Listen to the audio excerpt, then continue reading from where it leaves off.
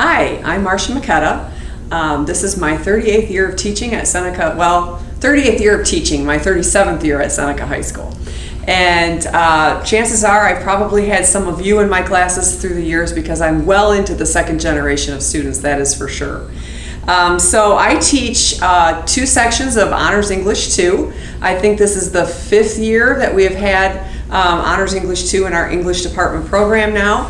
My main focus is to get students ready to take the AP language test next year so that they're ready for the AP language test when they take AP language, and then moving on into AP literature as seniors. My focus in all my classes is really the skills. So the different books, stories, and poems that we read are the vehicle by which these skills are delivered. So it's really the skill set in the end that we want our students to come away with.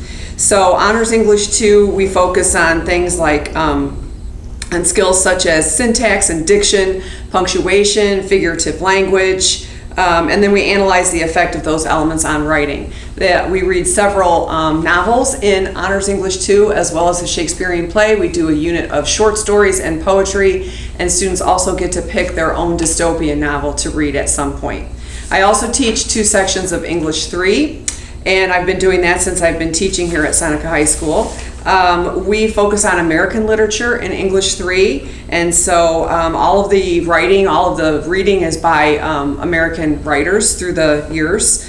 And again, it's the skill set that we focus on. We read 4 main novels: The Crucible, To Kill a Mockingbird, Black Like Me, and Fahrenheit 451, along with short stories and poetry, as you would expect in an English class. There's also writing, of course, and a focus on vocabulary.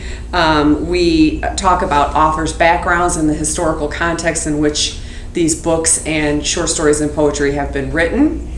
And I also teach one section of humanities, American humanities, and that's the culture, basically our culture, our American culture, and what it means to us, both in our past, our present, and our future. We start off with a short values unit, and then we go into the study of decades. So we start with the 1920s, and then we move through the various decades as far as we can get in the time that we have.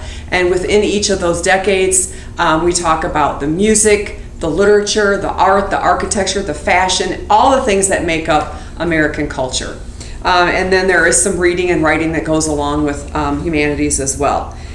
In humanities, just so parents know, students have to do 3 required assignments to pass the class. So it doesn't happen often, but every now and then a student might be actually getting a passing grade, but didn't do 1 or more of these required assignments and did not pass the class. So I've already talked to the students about this and they're well aware of it, but those 3 assignments very quickly: an oral report, which is basically a speech to inform, a set of terms, which they are given the question and the answers, and they have to figure out what goes with what.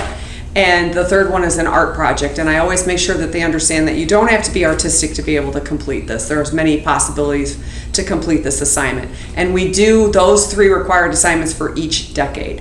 So please urge your child to make sure that he or she does that work so that they pass humanities. I also teach the yearbook class. Basically, the students in yearbook are responsible for making the yearbook, which is a huge task when we start with nothing and we end up with a 168-page yearbook. So it's a lot of work, and I appreciate all the help that I can get with the yearbook. Sometimes we have fun in yearbook. It's not your average ordinary English class, but I think that the students end up learning a lot about writing. They get to expand their skill set with writing. Photography is involved, layout, design, a little bit of marketing. So there's a lot of tools and skills that they can walk away with from being in yearbook as well. When we finish this yearbook, I think this will have been my 21st yearbook at Seneca High School, so that's a lot of yearbooks. So this is my last year of teaching. I'll be retiring after this school year. I've always considered it a privilege to teach at Seneca High School and an honor to work with your children. I appreciate all the years that I've been here. My email address is mmachetta@senecahs.org. If you ever need to contact me, please feel free to do so. Thank you.